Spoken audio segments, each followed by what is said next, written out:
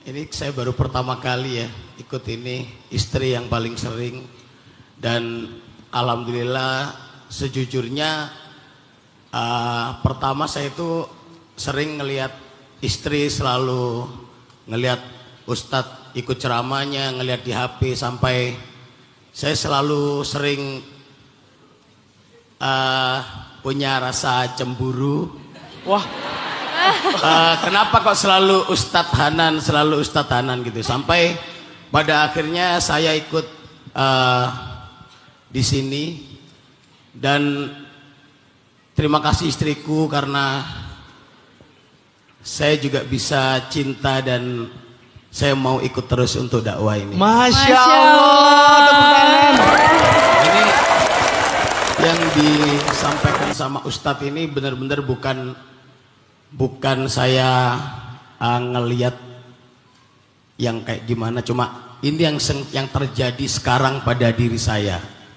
Sejujurnya seperti itu. Tapi saya pengen tanya itu, ketika kita sebagai laki-laki yang memang harus kepingin diam, kita nggak mau ngomong apapun karena mental kita sedang kacau atau seperti apa, terkena masalah pekerjaan, keluarga dan segala macam. Tapi dari pasangan kita itu tidak bisa mengerti dan terus mencerca dengan selalu memberikan pertanyaan.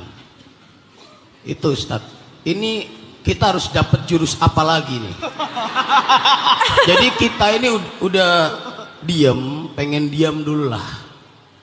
Kita ini pengen diam dulu, tapi pertanyaan-pertanyaan ini yang selalu bikin kita lebih tertekan. Kalau kita nggak jawab, itu munculnya akhirnya kamu udah nggak sayang sama aku. Jadi mungkin itu pertanyaan saya, Ustaz. Terima kasih. Assalamualaikum. King Abdi, Masya Allah ya, pertanyaannya tuh relate dengan banyak masalah kita. Saya juga pernah ada di titik itu. Karena semua rumah tangga pasti pernah ngalamin kan, kayak gitu-gitu kan. Walaupun masalahnya beda-beda. Menurut saya Bang King Abdi, kita perlu mempelajari dan memahami love language-nya pasangan kita masing-masing. Cewek itu kalau ngomong, kadang bukan minta direspon verbalnya, tapi pengen diperhatikan. Makanya cewek itu seringkali membicarakan sesuatu yang kebalikannya. Pergi kamu, itu artinya jangan pergi.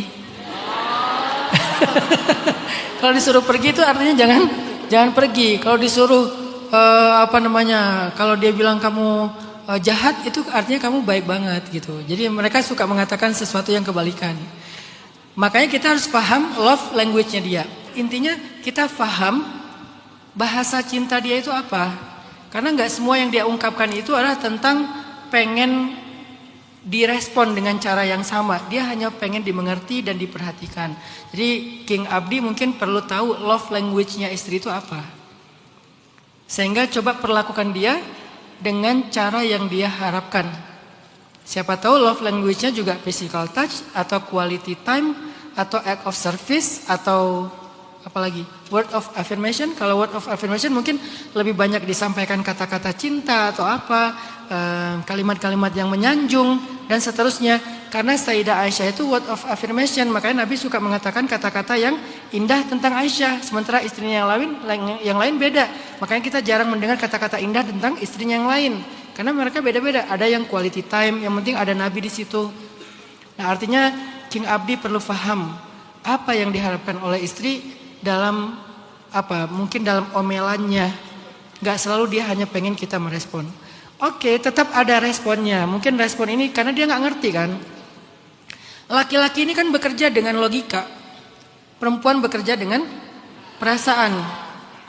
Hati itu berperasaan kan. Laki-laki bekerja dengan logika, prediksi. Dia memprediksi begini, strategi, visi segala macam. Perempuan bekerja dengan perasaan, sehingga yang dia munculkan adalah perhitungan, bukan prediksi, perhitungan. Dia memperhitungkan resiko-resiko, sehingga rasa khawatirnya lebih besar daripada laki-laki. Kalau dalam kendaraan, laki-laki itu gas, perempuan itu rem. Kebayang kalau kalian naik kendaraan, ngegas terus nggak ada rem kan bahaya ya. Tapi ngerem terus nggak ngegas ya nggak sampai kemana-mana kan. Jadi gimana kita mengkondisikan kapan ngegas, kapan ngerem dan seterusnya. Ngerem juga kan nggak bisa ngerem ngedadak gitu ya. Nanti semua orang maju ke depan. Jadi ngeremnya juga pelan, ngegasnya juga jangan langsung, kalau nggak kejambak ke belakang dan seterusnya. Disitulah filosofi kehidupan. Artinya kadang-kadang memang omongan istri itu perlu didengar sebagai rem dalam kehidupan kita. Saya beberapa kali tersandung gara-gara saya nggak terlalu memperhatikan omongan istri saya, terutama dalam urusan bisnis. Kadang-kadang laki-laki itu dengan egonya ngerasa lebih ngerti bisnis daripada perempuan. Mungkin perempuan nggak tahu bisnis, tapi dia mengerti sekali tentang resiko-resiko. Kita tahu strategi, kita tahu tentang bagaimana ngebangun usaha, tapi kita tidak terlalu baik dalam mempertimbangkan resiko. Dan emang itu fitrah laki-laki. Mungkin dia lebih ngerti tentang bisnis, tapi dia nggak ngerti tentang resiko. Perempuan selalu ngomongin tentang resiko. Jadi kadang-kadang bikin kita kayak ketahan-tahan gitu. Mau maju, mau lari itu ketahan lagi, jangan. Tapi beberapa kali saya membuktikan, ternyata gara-gara saya nggak pakai rem, beberapa kali saya terperosok ke selokan. Dengan angka yang nggak kecil juga bagi saya. Kenapa? Saya nggak dengar pertimbangan-pertimbangan istri. Jadi ada kalanya emang kita perlu dengar, ada kalanya kita perlu merespon untuk memahamkan dia. Ada kalanya, kadang-kadang kita hanya merespon untuk membuat dia merasa diperhatikan dan dimengerti. Itulah perempuan. Makanya ada surat perempuan di dalam Al-Quran, tidak ada surat laki-laki di dalam Al-Quran. Kenapa? Saking istimewanya perempuan. Yuk kita ngaji, buka suratul Rijal. Mana ada suratul Rijal? Ya ada suratun Nisa, saking istimewanya dan saking misteriusnya perempuan. Kalau laki-laki ya apa adanya aja, bergeletakan di jalan juga nggak ada yang mau. Biasa aja gitu. Jadi mungkin 3 itu Kang Abdi. 1 tentang kita perlu mendengar kadang. Jangan-jangan pertimbangan dia itu jauh lebih tepat daripada kita yang terlalu semangat. Yang kedua, kadang kita perlu menjelaskan juga kepada dia dan itu bagian dari kasih sayang kita. Jangan sampai kita ngerasa gini, yang penting aku udah ngerti. Bukankah kita hidup bersama? Sehingga bukan cuma kita doang yang ngerti, harusnya pasangan kita juga ngerti tentang apa yang kita sedang lakukan. Banyak suami yang males cerita ke istri karena dia ngerasa cerita juga gak ngebantu. Bukan tentang itu. Banyak suami yang kadang-kadang ngerasa gak butuh cerita ke istri karena setelah cerita istri juga gak bisa bantu apa-apa. Bukan tentang itu, tapi tentang kita pengen rumah tangga ini nyaman. Kalau istri gak nyaman, pasti anak-anak gak nyaman. Karena dialah yang memikirkan mereka, merawat mereka, yang berkasih sayang kepada mereka. Maka menceritakan masalah kita kepada istri yang membuat dia ngerti, itu bagian dari cara kita merawat rumah tangga kita. Maka baru yang ketiga, kadang dia bukan cuma pengen dijelaskan, tetapi cuma pengen dimengerti. Allahu a'lam.